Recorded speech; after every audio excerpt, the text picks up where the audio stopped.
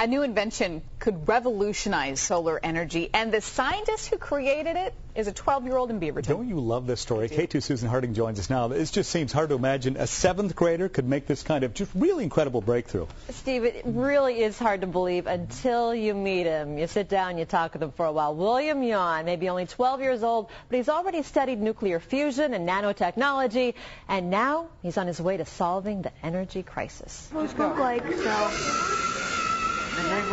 It all started with Legos. After learning nanotechnology to make robots take off, this 7th grader got an idea, inspired by the sun. Solar energy seems underused, and there are only a few problems with it. Smaller angle. Encouraged by his Meadow Park Middle School science teacher, 12-year-old William Yon developed a 3D solar cell. Regular solar cells are 2D, and then they only allow the light interaction once. And his cell can absorb both visible and UV light. I started to realize I was actually onto something. At first, he couldn't believe his calculations. This solar cell can't be generating this much amount of electricity. It can't be absorbing this much extra light. If William's right, solar panels with his 3D cells would yield 9 times more sunlight and absorb 10% more energy from the sun, even when it's cloudy. Which would make solar energy actually a viable energy source for the Pacific Northwest. While college students come up with unusual solar cars. Very, very momentous day for Oregon. Oregon unveils solar panels to power highway lights. All these towers have nanotubes.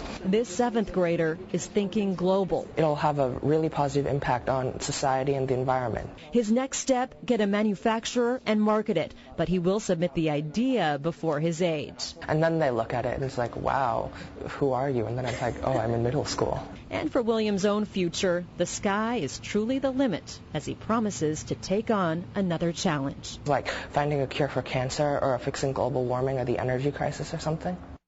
That's all. William is flying out to Washington, D.C. on Monday to accept a $25,000 scholarship for his research. He earned the Davidson Fellow Award that normally goes to a graduate student. And he said that he worked on it for about 2 years, and he just thought of it as an extended homework assignment. Sure. I'm still working on spelling nanotechnology. I just like the fact that you were looking at him going, yes, whatever you say. Whatever you say. I believe you. Great story.